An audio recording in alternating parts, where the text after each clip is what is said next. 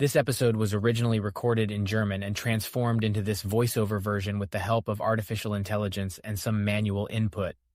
We're not quite where we'd like to be in terms of quality yet.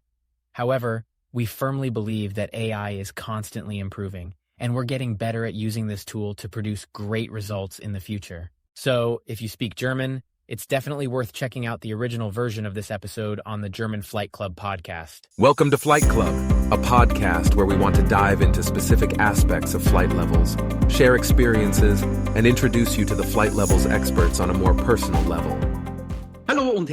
Hello and welcome to the Flight Club of the Flight Levels Academy. In this Flight Club, our aim is to learn about topics related to flight levels, but also to get to know people who are connected to flight levels. My name is Klaus Leopold, and today I have Simon Klaiber as my guest. Hello, dear Simon. Hello, Klaus. Today, we would like to have talk about yourself, as well as the topics that you are interested in. And that is Flight Level 3 at all levels. However, prior to diving into the content of flight levels, kindly provide a brief introduction about yourself and a few words about your person. Who are you actually? Where are you from? What did you study? What is your background? Oh, we already have a proper journey in front of us, because I believe I have a bit of what is now called a patchwork biography. However, I can begin by introducing myself. My name is Simon Klaiber. In the most comprehensive terms, I provide consulting services for companies specializing in organizational development. Recently for larger companies, but also for small and medium-sized businesses, because I find that extremely exciting and I am thrilled about it. I was raised in the outskirts of Frankfurt, then I moved into the city center for more than 10 years. Recently I relocated to the outskirts again, where I am currently living, in the beautiful Wetterau region. For work I have a client base all over Germany, sometimes even abroad in Europe, meaning I get to travel a lot. Working with clients all over the country has become easier with the possibility of remote work nowadays. This also brought many more possibilities for my professional endeavors. A few years ago I would have referred to myself as an agile coach. I have moved away from this term and I am more keen describing myself as someone who specializes in organizational development, with the agile methods naturally being a crucial component of my work and expertise. The main objective of my work is to figure out how to make companies fit to deal with this increasingly faster and more complex world. The basic thesis is that companies that can effectively deal with and adapt to this ongoing change in the speed of human history will be the winners of the next decades. Those who do not do this will likely have a very difficult time. This is the key point, and I try to bring along a diverse and comprehensive toolkit to address it. The main idea is that companies need to be able to handle the fast-paced and intricate nature of the modern world in order to succeed in the future. Those that are unable to do so will face significant challenges. This is the focal point of my approach, and I strive to provide a wide range of tools and strategies to tackle it. These include the lean elements and the agile elements, which we have in flight levels, even if we sometimes do not emphasize them so strongly.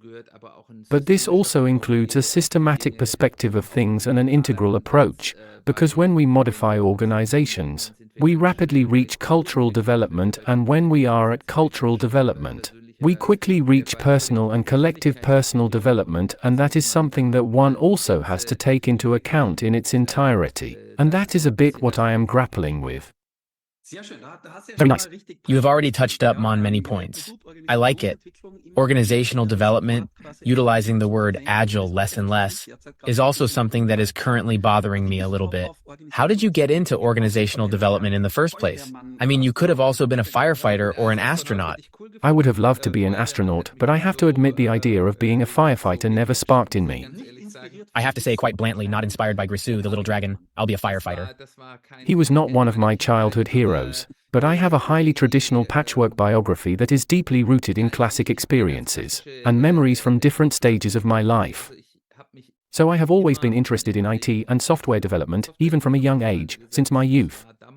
Back then it was considered nerdy and outcasty. Nowadays, individuals who are a bit nerdy have it much easier in daily life. than it used to be. So definitely, that was always my interest. However, I then said, okay, you can always earn money with programming.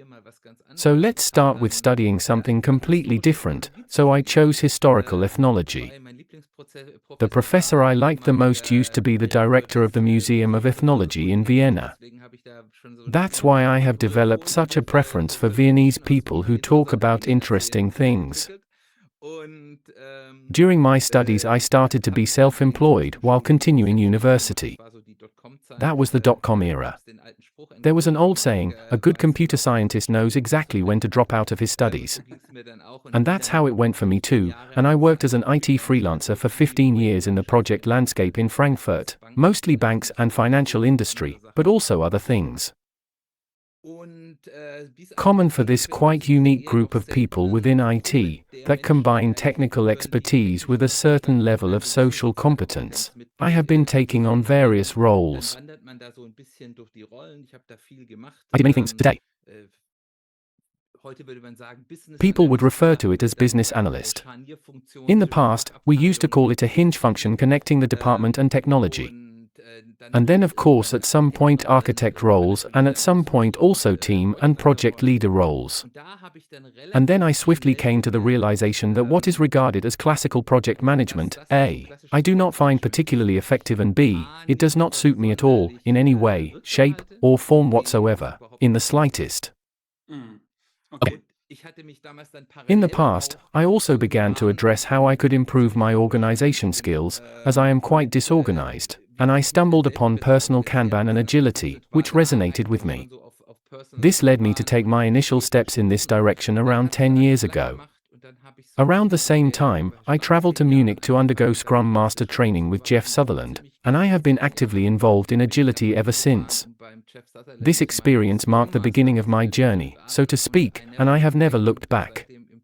It was a transformative moment that set me on a path of continuous growth and learning. And I don't want to give the eternal monologue now, so I'll wait with the second step. Yes, great. So that signifies you somewhat transitioned into agility by means of the classical project world of the past. We also got to know each other in the realm of agility. You were also one of the individuals who participated in the Enterprise Campaign Coach with Siggy and me, which was the predecessor of the Flight Levels Coach program. You initiated your journey with Scrum, then Kanban caught your attention, and eventually you transitioned into the role of an enterprise Kanban coach. What piqued your interest in the particular subject matter? Well, so I quickly did the Kanban training with you as well, simply because I could broaden my skills there. I had already dealt with Kanban previously in the personal Kanban area and thought, okay, that might be better than Chrome for certain tasks, and at the same time, as you beautifully describe in your nice blue book, I unconsciously understood exactly what you describe, that even though you can achieve many great things at the team level, the impact is limited, and as a Scrum Master or companion of a Kanban system, you quickly encounter barriers that you cannot overcome, that I have learned or realize that if I truly want to make a difference, I have to initiate changes at the organizational level in some way, whether through influencing others or implementing new strategies to drive meaningful transformations. And then, of course, you had already introduced flight levels in the earliest forms as a part of Kanban in your Kanban workshops and trainings. And then for me it was clear that the next step was to say, okay, it seems to be a cool training, which it was. I recently checked Facebook memories, and it was exactly 5 years ago that we were at Otto in Hamburg, uploading the pictures I had taken at that time. We had great visits there, it was an exciting story, and if we are honest, we didn't call it that back then, but in terms of content, it's pretty much exactly what we offer today, of course with certain further developments also in the Kanban Coach program. And that was the start of business agility. I then realized as a freelancer that the transition from team mass business, where you are nicely purchased through intermediary companies, to skill level in consulting, ideally at least in the area of management, is a tough and big step. However, I also learned that I still lack some tools and skills, so I continued my education. I completed a systemic coaching training at the University of Mainz, and also completed a classical organizational development training there. Since then, I have been learning something new every day. Very good. You have already said it pretty nicely. Additionally, first and foremost, it is impressive how diverse your background is. I always find it quite exciting when so many things have somehow contributed to making you who you are now. And if there happens to be a great variety of things, then you can proceed to develop on a solid foundation. This has consistently been a genuine classic. You also specifically mentioned the Enterprise Campaign Coach. That was the forerunner to the Flight Levels Coach at that time. Precisely, you and I were involved. We both started in the Kanban world, and then we saw, okay, what we actually do. Of course, the basics of Kanban were still there. But we have always moved further away until we eventually said, okay, now that's it. And you still stuck with the topic of flight levels because you are currently working as a flight levels guide at the Flight Levels Academy, which specializes in providing training on flight levels.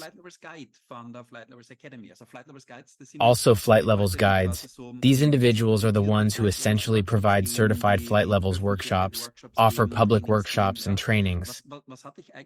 What was the actual motivation that drove you to pursue the flight levels guide and embark on this journey of learning and growth? For me, the main idea was that I have consistently been providing trainings at various locations for my clients throughout my career in the field of agility. I have consistently conducted training sessions as a means of my work with clients, solely to enhance people's level of knowledge, because that ultimately makes the process of change easier and more effective. Over the years, I have consistently received highly positive feedback from my clients regarding the trainings I provide. Assessing my own performance has always been a challenge, but I have noticed that I am quite good at giving these trainings with great effectiveness. Additionally, I face the significant difficulty in acquiring consulting mandates at the corporate level. It is a task that requires a tremendous amount of effort and is not easily accomplished. Securing these mandates is a crucial aspect of my professional journey. And I also observed that trainings could be a means of connecting with individuals who are already interested in this subject. And in fact, I was already on the verge of offering public training sessions shortly prior to the outbreak of the coronavirus. You were not as big with your flight level program, so that we could have made a connection at that point. And luckily, prior to making any substantial investments, I had the chance to hit the brakes and prevent any potential financial losses. Then I waited here for the 2 years in lockdown, and last year I stated that the consideration I had 2 years ago was still the right one, and then, approximately a year ago, I conducted my first flight level public course together with you in Frankfurt, and that was quite thrilling. As I mentioned previously, the content was nothing new for me because I had already covered exactly these topics for my clients before, but the entire process of organizing and marketing a training company was completely new to me, and presented its own set of unique challenges and opportunities for growth. This is a decent and steep learning curve, but it's also a lot of fun. Yes, that is underestimated. You simply believe, well, okay, so you merely provide a public training on the website and then individuals come in large numbers. One must experience that it is not like that. That is indeed a point. We did the Flight Level 2 design together. Because of the good feedback you have mentioned, I can only echo that. I can only reiterate that. You currently consistently receive positive feedback on your trainings, and the cooperation with you was remarkably effortless. That was quite impressive. It was about this topic, Flight Level 2 design, where the core ideas are quite close to the Kanban system. That is, of course, something different, but there are still many basic features of Kanban inside, such as a river and so on. But then you also said, okay, fine, you want to continue and not just Flight Level 2 design. You also have an accreditation for Flight Level 3 design now. Flight Level 3, strategic. Flight Level 2 is cross-team. I no longer use the term cross cross-team, but instead refer to it as cross-silo coordination, as it encompasses a wide range of elements such as teams, products, product groups, departments, and more. But that's the punchline of Flight Level 2 design. And Level 3, now it's also about strategy and implementing strategy. What we always have as a tagline, so to speak, is to free the strategy from the PowerPoint slides and bring it into implementation. Now you also have an accreditation. What interested you about the subject Flight Level 3? Yes, I find that a very exciting topic, and maybe we also have to go back to this EKC 5 years ago.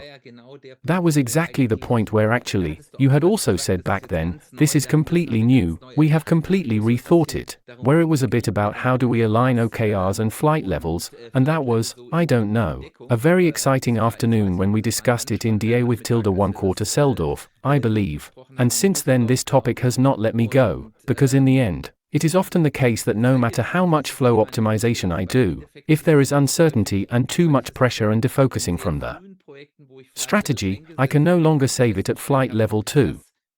It's a constant challenge that requires careful navigation and adaptability in order to overcome the obstacles and achieve success.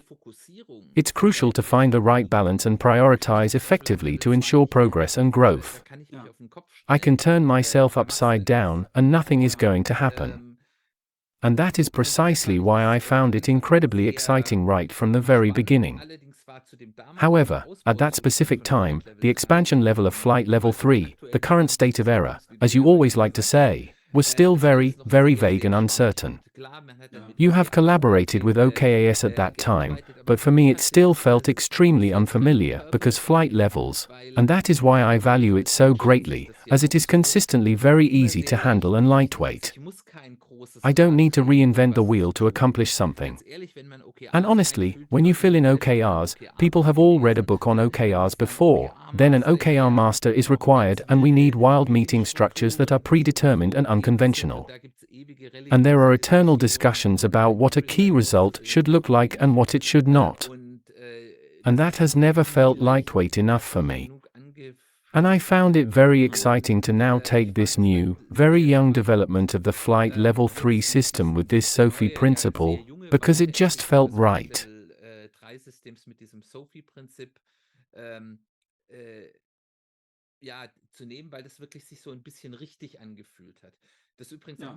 By the way, this is a thrilling experience. I also participated in a training course as part of the accreditation with you. And LKE, the usual situation is, you may have already understood some initial things, but I truly understood it only when I taught it myself for the first time. Here we are again with this old realization that sometimes teaching topics is the best way to learn them ourselves. This has always been a classic. When one reads a book, it is easy to understand, but being able to explain the contents to another person is a completely different endeavor. That's a valid point, because you also mentioned that 5 years ago, there was not as much presence of Flight Level and Flight Level 3 compared to now. I believe it's thrilling that it indicates how the development process originated and evolved on its own, and how it is also currently undergoing further development. That is simply not something that emerges somewhere in an office where intelligent individuals sit and design something on the drawing board and then say, this is how it functions. But all of this arises from direct problems. So there is nothing theoretical behind it, but there were problems to solve. And somewhere the flight levels are now the compilation of all the things that you have tried out in the last 15 years. And precisely the topic of Flight Level 3, that's exactly how it came about. And 5 years ago, there was still nothing general. However, it consistently remained a highly individual workshop. With this kind of organization, it highly depends on the company. Let's say Hoshin Kanri is used in Flight Level 3 on the strategic level, but they have something like Flight Level 2. And now the question was just how to put it together. These were always highly individual workshops. And now you have already mentioned SOFI because that was when we emerged from it. That we conduct highly personalized workshops, as opposed to using a one-size-fits-all approach that is applicable to numerous organizations. Would you like to provide additional information about SOFI regarding what is the deal with it? Yes, I can explain it very briefly, because not everyone who is listening or watching here may have read it already. SOFI is an abbreviation for stories, outcomes, and flight items, and the concept is that it is a process consisting of 3 steps. Outcomes are relatively self-explanatory. If you have already dealt with OKA, you know that these are measurable outcomes developed on multiple levels of time. Measurability is determined by how confident we are in achieving the outcomes. From the outcomes, we form strategies to achieve them. It's not groundbreaking, but rather a lighter approach. If you're familiar with this topic, you'll understand that implementing it in companies can initially cause discomfort, but people eventually realize its value.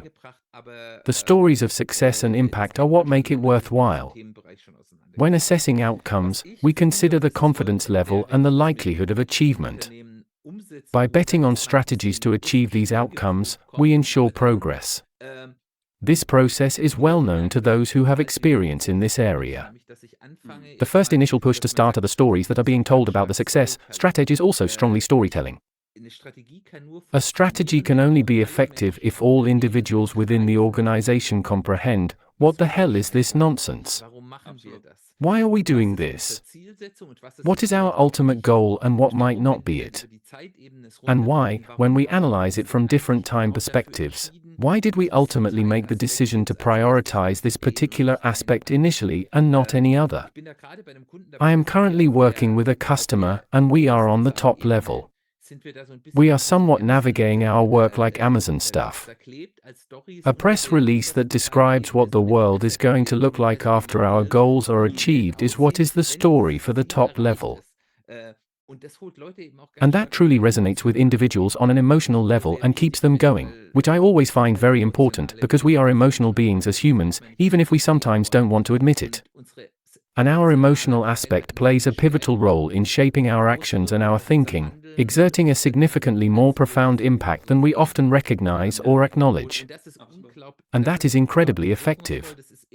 At first, it takes a bit of getting used to, and it has other advantages as well, because it also makes it easier to carry on. In my training sessions, I ask the participants, think about a first day test. A new employee takes on their first day and you put him in front of your flight level 3 board without providing any information about it. Then ask them how much they understood what you do and why you do it. If they get a high percentage of it correct, the board an F. Flight level 3 is working. I can only underline that 5 times. Just the stories that somehow provide context. As you so nicely said, what the hell is that shit even about? I think one aspect is still because often it is said, well, but we have our strategy document. There is a description of what will occur in the next 5 years on 300 pages. However, the punchline is also flight level 3. This is a reflection of what is currently relevant. And so the stories are written. It doesn't always have to be prose. A story can also be a worldly map, a business model canvas, whatever. Something that provides context, so to speak. It in some way frames what is happening at the moment. Through my workshops, I experience how it's done in real life. I recall one specific instance. The organization I am referring to is a telecommunications company that is still owner-managed, emphasizing the importance of hands-on involvement in its operations. The owners were participants in the Flight Level 3 workshop, along with other individuals who also attended the workshop. And the owners, who had a clear understanding of why there was such an outcome, were not surprised by the result. Because they knew exactly what they wanted to achieve with it. And when you asked the people, they said, we can read it, but also we understand it, but we have no idea why. When launching a new product, and our goal is to acquire a total of 100 reference customers within the next quarter. And then they wondered why 100? Why not 90 or 4,634? So where does this magical number 100 come from? And at the exact moment you spoke with the owners, they recounted stories about their realization that 100 is the coolest number on the planet. And that is exactly this void which one strives to fill with narratives. Yeah. Yes, I believe it's cool. Yes, when you currently think about Flight Level 3 and conducting a Flight Level 3 workshop, you have already conducted a few "What is a true wow" moment for the participants. So do you have a repeating pattern where one could say every time the participants are amazed? I have 3 points there.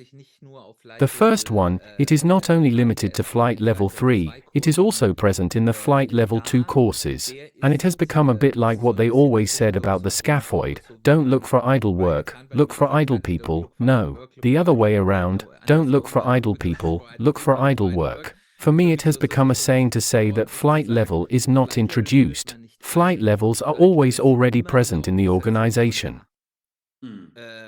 And this is often a pivotal moment of realization for the participants, as they come to recognize that yes, we already have something in place, and while it may not be perfect, we still manage to make it work somehow.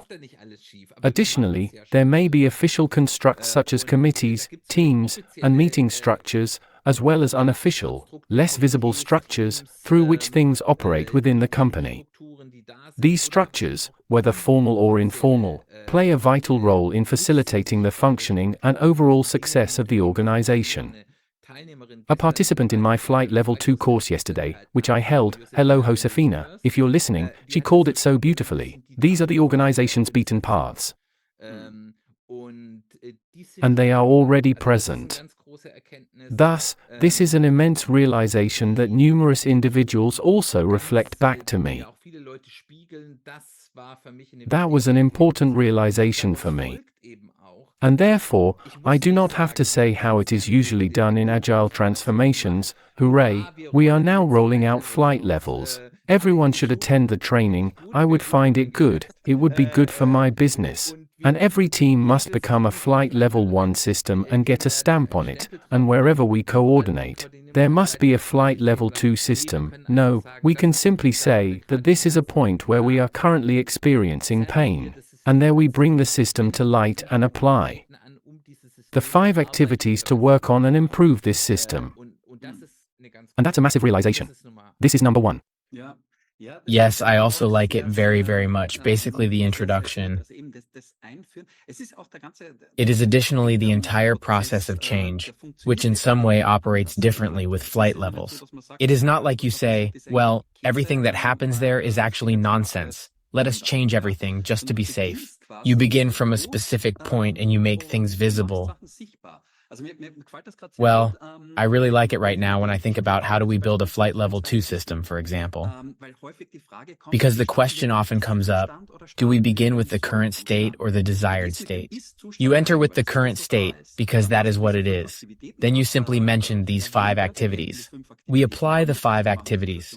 That means we make the situation visible, build focus, establish agile interactions, measure progress, and improve ourselves. And in this process, one suddenly realizes, well, but that some things are nonsense. Now the question is, what do we do? Let's assume we are now in a workshop where a Flight Level 2 system is being built. Now we have the opportunity to deviate from the actual state. And when we look into each other's eyes in the workshop and say, we want to change that now, then you make the change. And I think you said at the start, you don't do that once. The idea is to make these changes permanently. You exceed the current state. Maybe it's much understanding. Maybe it doesn't say this is the right way and someone made it up. You just have to believe in it. Then it will be good for you too. But you comprehend what is happening and then you essentially execute the modification. And at this very moment, it only becomes clear to me, after having a conversation with you, that this actually applies to all 3 levels. That is precisely how it works in general, because it is exactly what you mean. Also, Flight Lobbyist is present. I hope that an organization in some way possesses something like a strategy. The question is that visible? Is that explicitly done? I hope that an org somehow delivers. Or is the CEO behind closed doors and is strictly confidential? I have also experienced this with companies. Exactly. And then it's, well, that is it. We have to make it visible somehow now. Actually, that means making things concrete that are already present. Is that what you meant too, when you said, okay, flight overs are actually present in this area? Exactly. If I don't initiate a new business area now, elsewhere, the work will be completed. This is the easiest to find. These are somehow teams that do work. It is coordinated in a specific location. Functional or dysfunctional, but in some place it is coordinated. And in some place individuals are contemplating, hopefully about strategy. And I just have to find it and then work on it where I currently have pressure to improve. I'm always a friend. Follow the pain, and where there is no pain I should not be doing anything. Very pleasant, yes. And I have also heard from you that perhaps an individual should consider level 3 on every single level. What do you mean? What do you mean by that? Yes, that is such a misconception about flight levels for me, which actually arises with nearly everyone who initially starts to engage with it. It depends on the picture in the training materials, below flight levels 1, then flight level 2, and above a flight level 3 board. So the first misconception that comes out is that the flight levels is something hierarchical or has something to do with organizational structure.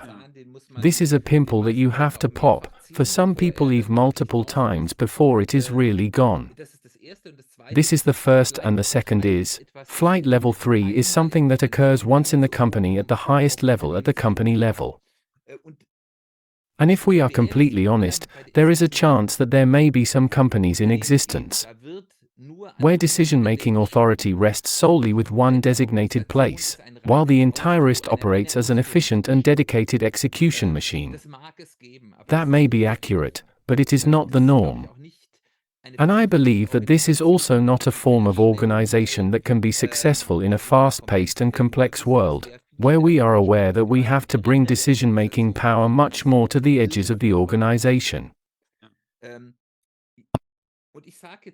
At this moment, I would like to express that within each and every organization, to a greater or lesser extent, we have the freedom of strategic decision-making.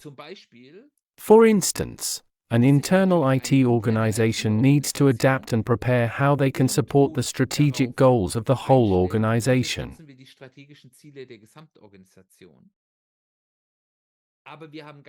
But we have a lot of freedom of choice. How do we want to position ourselves technically?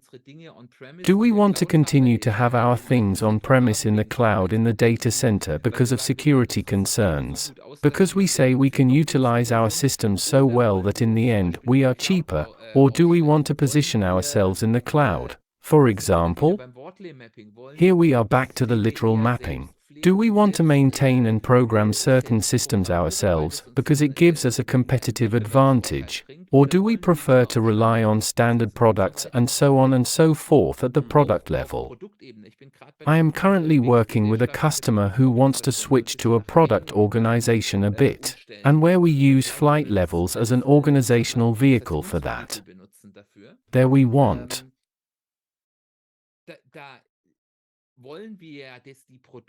that the products are as empowered as possible, as independent as possible, and that the product manager can develop a product strategy in collaboration with the team. This is a flight level 3 system. And even at the team level, I can say, okay, what we implement may be given to us from a flight level 2, but we also want to develop as a team, and maybe develop a team strategy on how we want to further develop our team so that we are still well positioned in 2 or 3 years.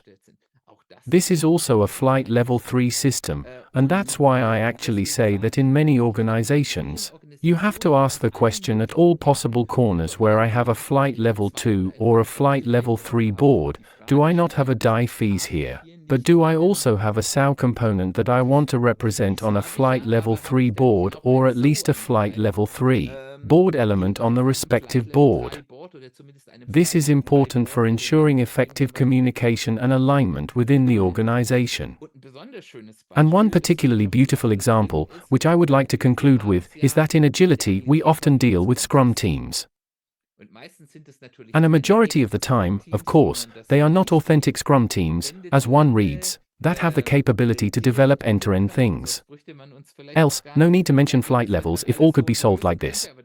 But that's not reality. But there are these teams, yes.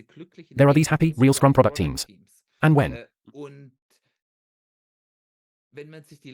You examine the most recent modification of the Scrum Guide. The two gentlemen also highlighted very strongly that having a genuine Scrum product team necessitates a product strategy, which is also an exceedingly important component.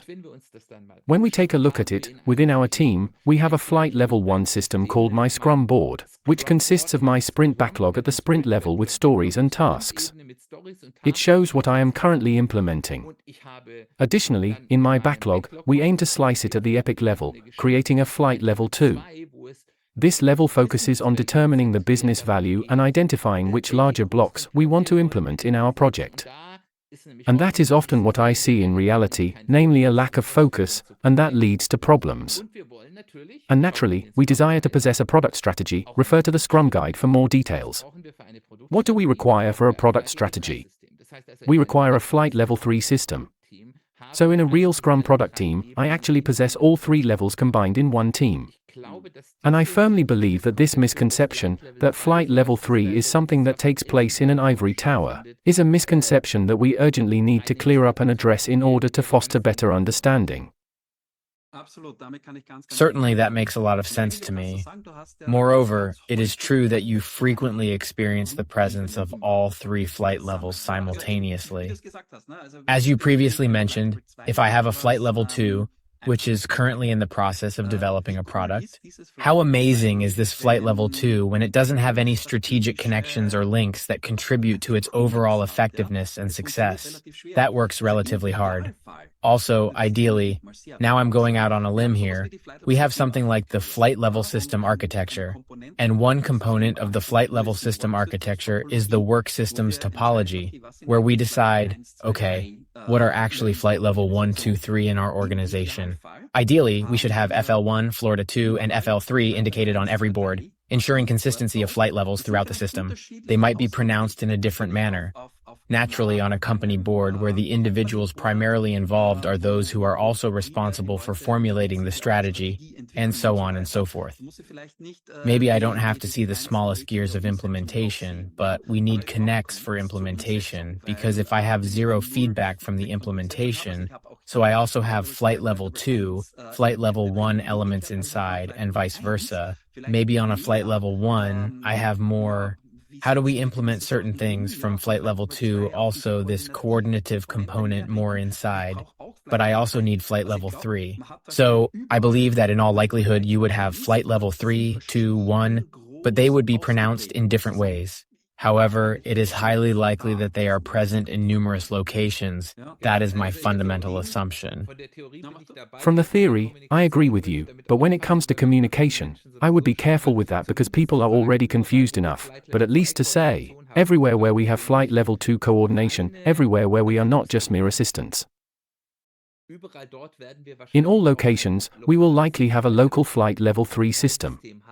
This system is designed for high-level flight level 3 systems. However, as they say, with good Oka systems, there is no cascading effect. These systems have a significant amount of freedom on their own.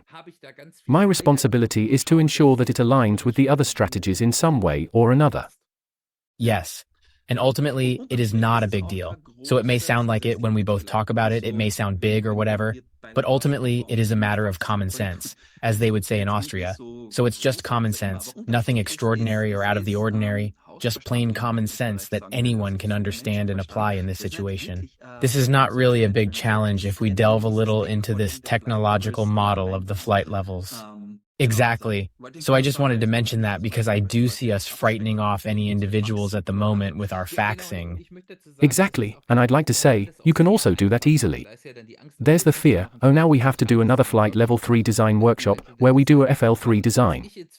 What I do at present is simply initiate with this standard flight level 3 template from the training, because it is comparatively generic and can be used. Everyone understands that, it's actually usable for all cases, at least okay, and let's get started and then you change it when you learn. But I can quickly get started with such a template and say okay dear product team, in this flight level 2, what is your product strategy? Write it down, what does the world look like in 3 or 5 years when you have the great product? What do you want to do next? I believe that having a clear product strategy is essential for success in the long term. What are the measurable outcomes there? And there you have it, with very little effort and also very little change. Because my top goal as an organization developer is to minimize resistance to change. And with very little fuss, we are now doing something big and new there, and I often don't even call it flight levels anymore. But a bit the first rule of the Flight Club is don't talk about the Flight Club, but let's say we're now trying to visualize our strategic visibility here, and then everyone says, yes, that might be a good exercise. It is not the same when I say we are introducing a new system at this moment, then alarm bells start ringing for everyone. So you can do it very, very easily. That does not hurt either. And most of the time, individuals even find it really cool to talk about it. And therefore, I think this is a great measure. You simply pick up the system where it is located. One docs, just as one has already mentioned at the beginning of the process. Yes, cool. Dear Simon, what I would be interested in is whether you have prior experience working with flight levels in different contexts, such as various industries and company sizes and so forth. Do you have anything where you say, okay, I would like to try flight levels again, to go back to the beginning with the fire department or with astronauts or something similar to those examples? Yes, I could name a company where I am interested in what they are doing and get an inside view because I like the way they are doing it. Apply agile principles without necessarily calling it agility, and it is breathtaking to watch. There would be SpaceX. But that is rather a curious story, so I don't want to reach so far. I am actually much more involved in trying to acquire customers. And there you have to sell the problem much more strongly and not the solution, which is really more in the small and medium range, simply because the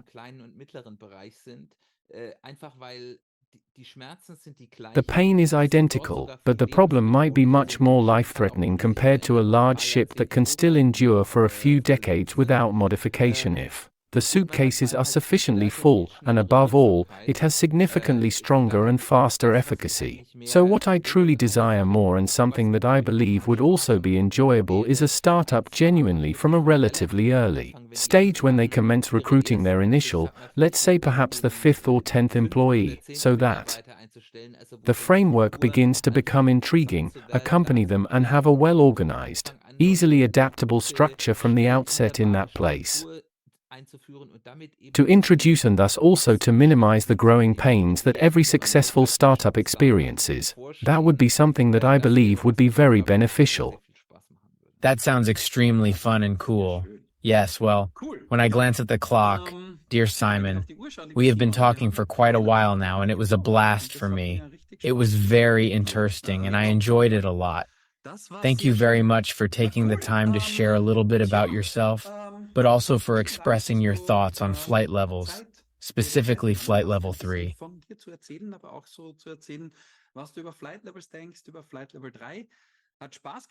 It was a lot of fun with you, and for all individuals who would like to contact Simon, simply visit his profile on the Flight Levels Academy, and there you will find his contact information. Exactly. I like being part of the community. Before we conclude, I want to add a shameless advertisement. I also do a podcast, which is more of a hobby, even though it has a great deal to do with agility. There is also an episode with Klaus. The podcast is called Personal Agility Podcast. It is a podcast that deals with how to apply agile principles in what is officially called self-organization. But I would now rather say personal growth, which may have also changed a bit in the realization that self-organization is not ultimately happiness-inducing. And I deal with many topics, strongly focused on the personal sphere, also a bit focused on the family area.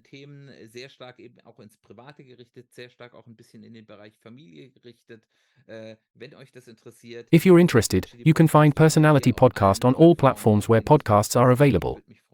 I'd be glad if you'd give it a listen. And we will also provide a hyperlink to it here. I'm also a dedicated and regular listener to your podcast series. Very nice. Cool. That was the Flight Club for today. For now, there is only one thing left to say. Goodbye for now. Thank you for listening to the Flight Levels podcast. Subscribe now to be updated for the next episode. Did this podcast remind you of anybody?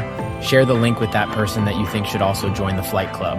And join our free community to have access to a lot of free content as well as direct contact with all the coaches and members. Visit our web to create your account and more information. Go to flightlevels.io.